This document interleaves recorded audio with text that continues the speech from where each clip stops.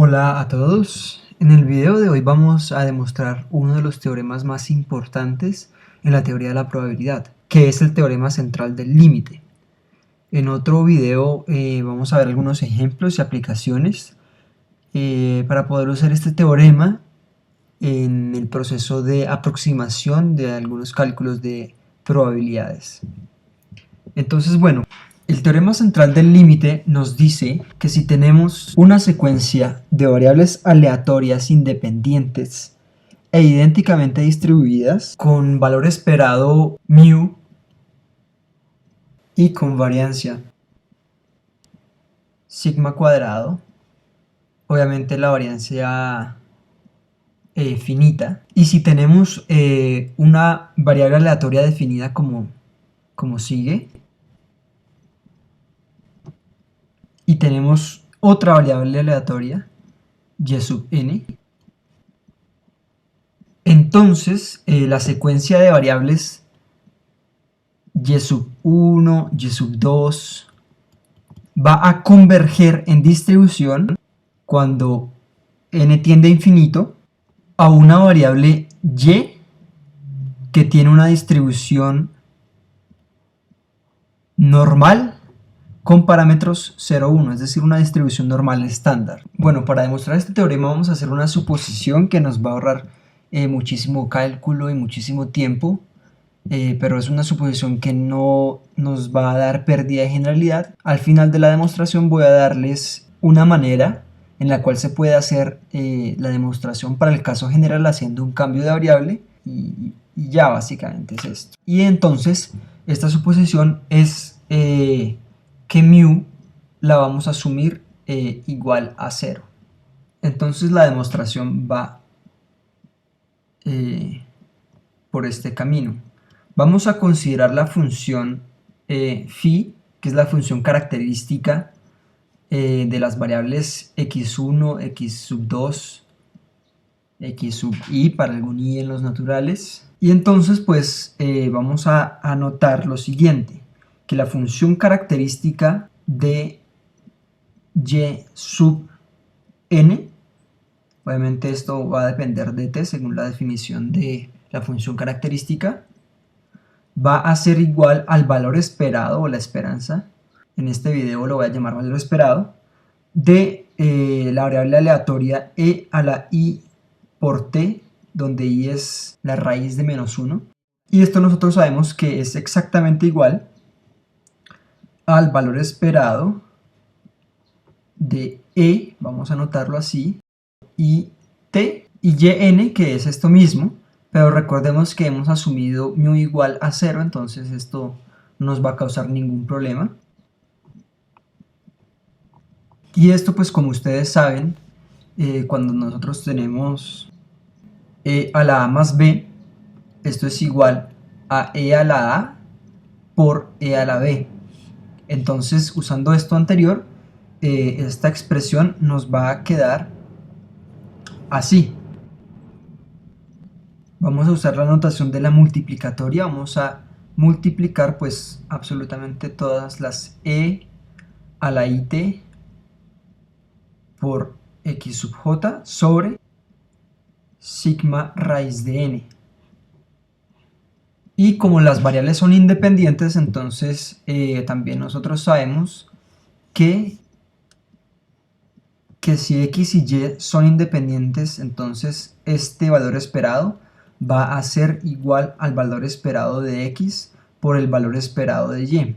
Entonces esto anterior que he puesto acá nos va a quedar igual a la multiplicatoria desde j igual a 1 hasta n del valor esperado de e a la i por t por x sub j, la raíz de n, ¿cierto? Y pues, ¿qué es esto último? Este valor esperado lo podemos también escribir para usar una notación un poco más compacta en términos de la función característica.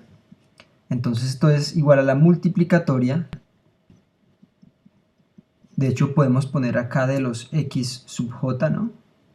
Pero acá no hay ninguna dependencia, es decir, como las variables son idénticamente distribuidas, entonces estas funciones características son iguales las unas con las otras, entonces lo que vamos a hacer simplemente es multiplicar esta n veces.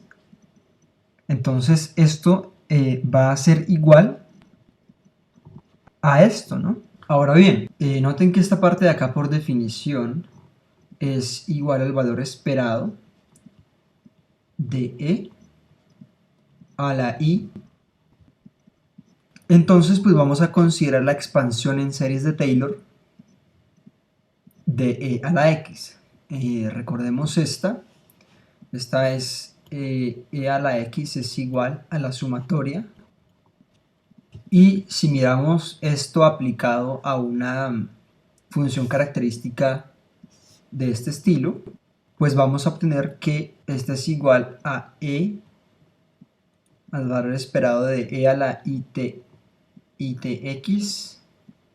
Recordemos que i es la raíz cuadrada de menos 1, es un número complejo, y pues por la expansión esto va a ser el valor esperado de 1 más itx. Los signos se alternan por la naturaleza de i. Noten que i a la 0 pues es 1, i a la 1 pues es i, y a la 2 ¿qué es? Es raíz de menos 1, perdón, por la raíz de menos 1, que esto evidentemente es igual a menos 1, entonces tenemos acá menos 1 y así sucesivamente. Y esto último pues vamos a usar la linealidad del valor esperado. Acordémonos que el valor esperado de alfa más beta, o más bien beta x, es igual al valor esperado de alfa, que es alfa, el valor esperado de una constante, más beta por el valor esperado de x. Entonces esto que tenemos acá simplemente va a ser el valor esperado de 1, que es 1. El valor esperado de i por t por x es i por t por el valor esperado de x, que es mu, pero ya asumimos que mu era igual a 0. Entonces acá vamos a tener un término 0. Realizamos lo mismo con este término de acá, pero vemos que el valor esperado de x al cuadrado es igual al valor esperado, o sea, anotémoslo acá, es importante, el valor esperado de x al cuadrado es igual al valor esperado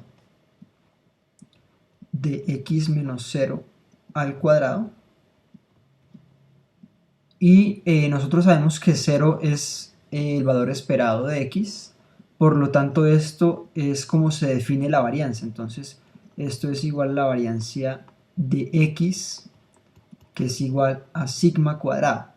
Entonces acá vamos a tener que esto va a ser menos sigma cuadrado t cuadrado sobre 2 más t cuadrado por un polinomio que está en el orden de t. Pues acá vamos a encontrar t al cuadrado, t a la 3, etc.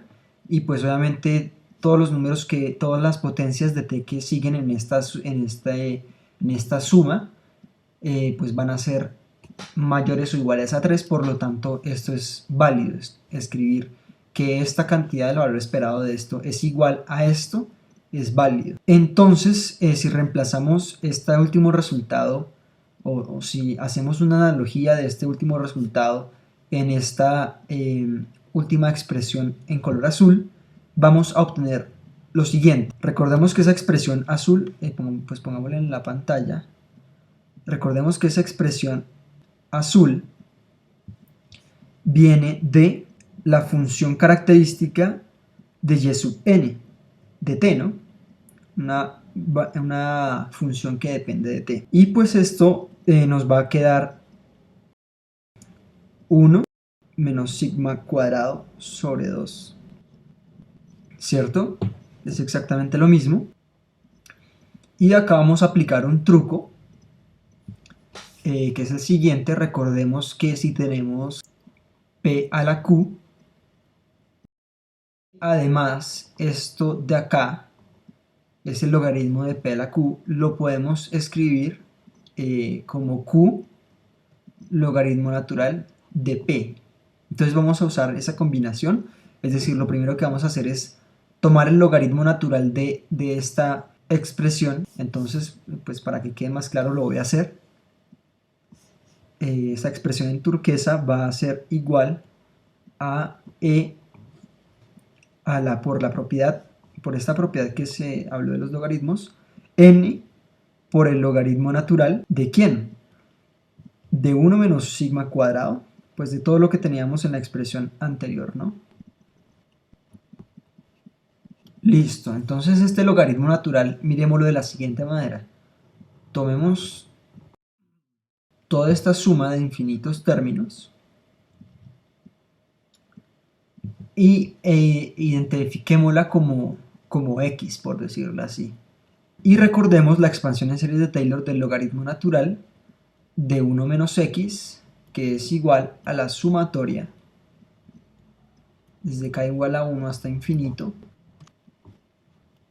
Entonces, pues la expansión en series de Taylor de esta porción de acá nos va a quedar de esta forma.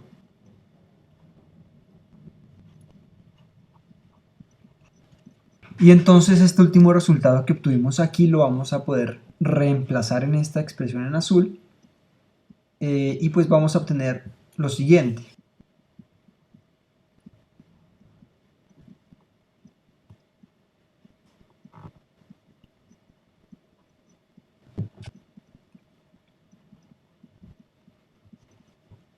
Y bueno, entonces hemos llegado a una parte muy interesante, esta parte final de la demostración. En esta parte quiero resaltar el trabajo de estos polinomios que están en el orden de la t, en realidad de t a la 3, porque este polinomio está en el orden de t, pero está multiplicado por t al cuadrado. Entonces el polinomio en realidad tiene todas las exponentes de t a la 3, t a la 4, etcétera, como ya se ha mencionado. Entonces, especialmente acordémonos que esta expansión viene de una función característica con un argumento, o mejor dicho, que depende de un término de esta forma, t sobre sigma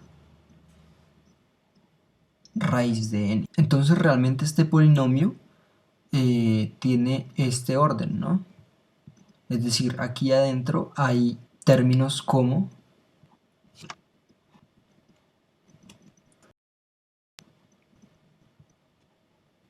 ¿cierto?